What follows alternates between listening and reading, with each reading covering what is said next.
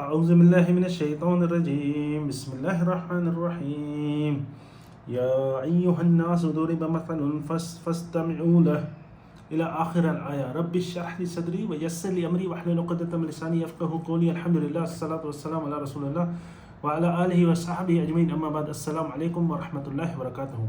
اللہ عز و جل نے ایک مثال بیان کی ہے اور وہ سارے انسانوں کے لیے ہے، یا ایھا الناس، یہ صرف مسلمانوں کے لیے نہیں ہے یا یہود یا نصارہ کے لیے نہیں ہے، یہ سارے انسانوں کے لیے ہے، یا ایھا الناس۔ سورہ حج میں اللہ عز و جل نے آخری آیات میں یہ مثال بیان فرمائی ہے اور اس میں کہا ہے کہ اے لوگوں، ایک مثال بیان کرتا ہوں، اس کو سنو، فاستمعوا، یہ سنو، مطلب کہ آپ سارے جو بھی لوگ ہیں، جو بھی انسان ہیں، جو بھی لوگ ہیں، ان کو اللہ سبحانہ و تعالی مخاطب ہو کے کہہ رہے ہیں کہ یہ مثال، اس کو سنو۔ یہ مثال کیا ہے؟ تو اس کو سنو، باقی چیزوں کو چھوڑ کے یہ سنو۔ یہ کیا ہے؟ ان الذین تدعون من دون اللہ لن یخلقوا ذبابا ولو اجتمعوا لہ۔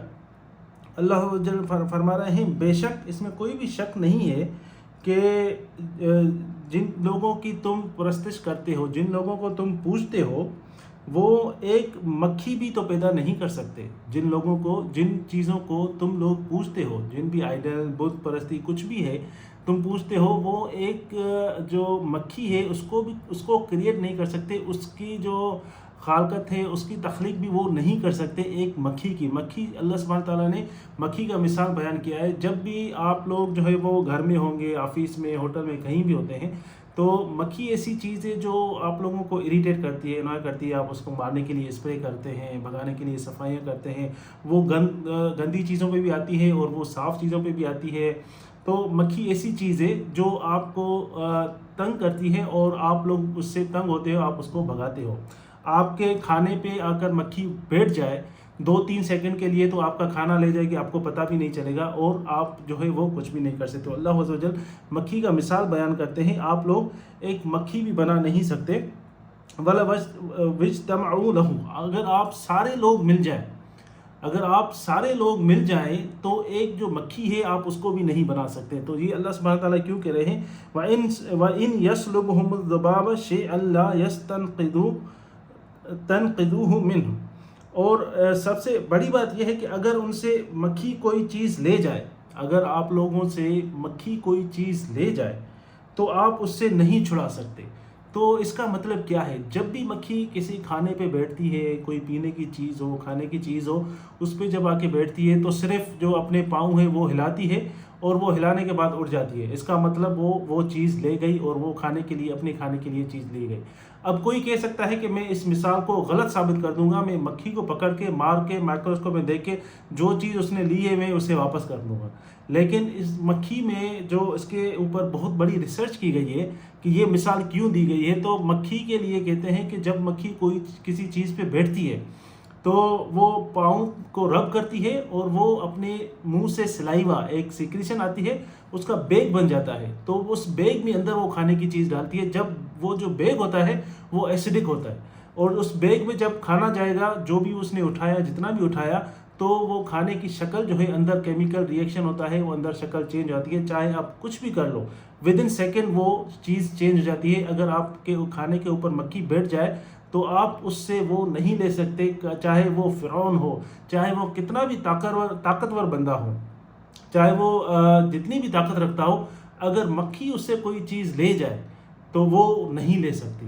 تو اسی طرح جو بت پرست ہیں، جو اوروں کی پوجا کرتے ہیں، وہ اپنے بتوں پہ جو ہے وہ پرساد چڑھاتے ہیں، دودھ جو ہے وہ لے کے جاتے ہیں، ناریل لے کے جاتے ہیں، بہت سی چیزیں لے کے جاتے ہیں اپنے مندر میں، جو ان کے بت ہوتے ہیں بڑے بڑے، ان کے اوپر چڑھاتے ہیں، وہاں رکھتے ہیں، اور ان میں سے کوئی نہیں لے سکتا، ان میں سے کوئی بھی نہیں۔ وہ جب دودھ ہوتا ہے تو دودھ جو ہے وہ کوئی بھی نہیں لے سکتا۔ لیکن اگر مکھی ان کے بھگوان کے اوپر، ان کے جو بت ہیں ان کے اوپر بیٹھ جائے تو وہ بت جو ہے وہ مکھی اڑا بھی نہیں سکتا۔ لیکن جب مکھی ان سے لے جائے، جو ان کا پاک فوڈ ہے، جو ان کا پاک ہوتا ہے، وہ سیکرڈ فوڈ ہوتا ہے یا دودھ ہوتا ہے، اس کے اوپر اگر مکھی بیٹھ جائے اور اس میں سے لے جائے، تو چاہے اس کا کوئی بت ہو، چاہے انسان ہو، چاہے کوئی بھی آ جائے، جتنا بھی قوی آدمی ہو، جتنا بھی پاورفل آدمی ہو، وہ اس سے چھڑا نہیں سکتا۔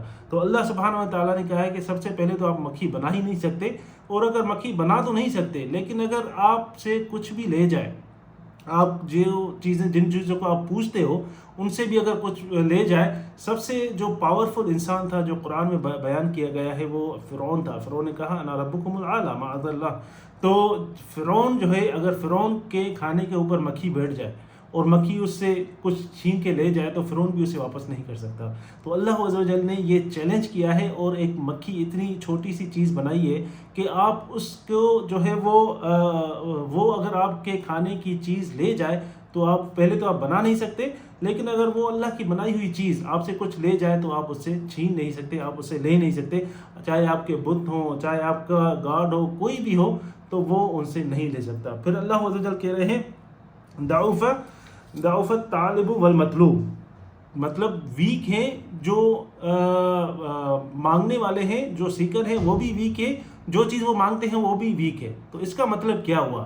ضعف مطلب ضعیف، ویک، کمزور ہے۔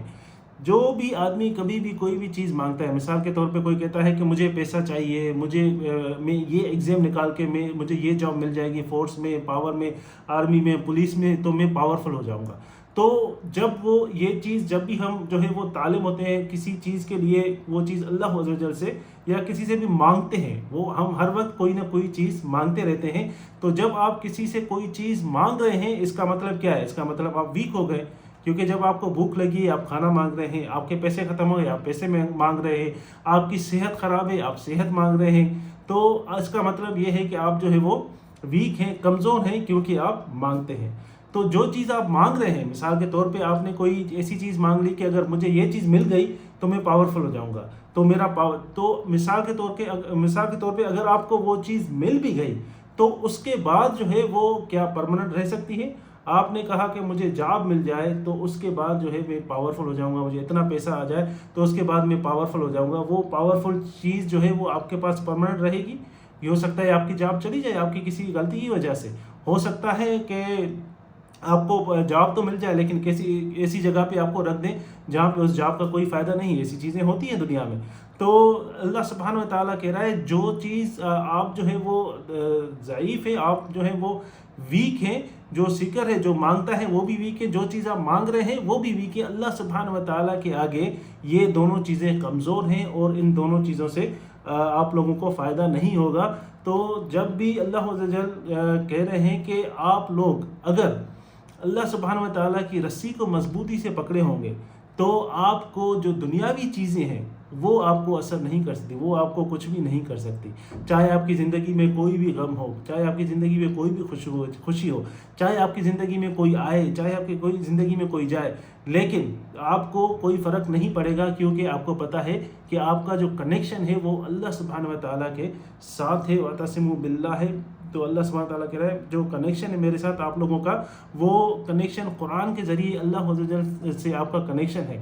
تو وہ کنیکشن اگر اسٹرانگ ہے تو باقی کوئی بھی رشتہ ہو، کوئی بھی پرابلم ہو، کوئی بھی چیز ہو، چاہے کوئی خوشی ہو، کچھ بھی ہو، وہ آپ کو غلط رستے سے بچائے گی، آپ کو سیدھے رستے پہ لے کے آئے گی اور آپ کو کوئی بھی پریشانی نہیں ہوگی۔ اس لیے آپ دیکھتے ہوں گے جو لوگ جو ہے وہ نمازیں پڑھتے ہیں، جن کو قرآن کا فہم ہے، جو مفتی ہوتے ہیں، عالم دین ہوتے ہیں، ان کو چاہے کتنی بھی تکلیف ہو آپ ان کے چہرے پہ ہنسی دیکھیں گے، ان کے چہرے پہ ایک سکون دیکھیں گے، کیونکہ ان کو پتہ ہے کہ یہ جو چیزیں ہیں یہ عارضی ہیں، یہ چیزیں عارضی ہیں، جو اصل چیز ہے وہ دوسری ہے، وہ اللہ سبحانہ و تعالیٰ کے پاس ہے اور ہمیں لوٹ کر اللہ عز و جل کے پاس ہی جانا ہے۔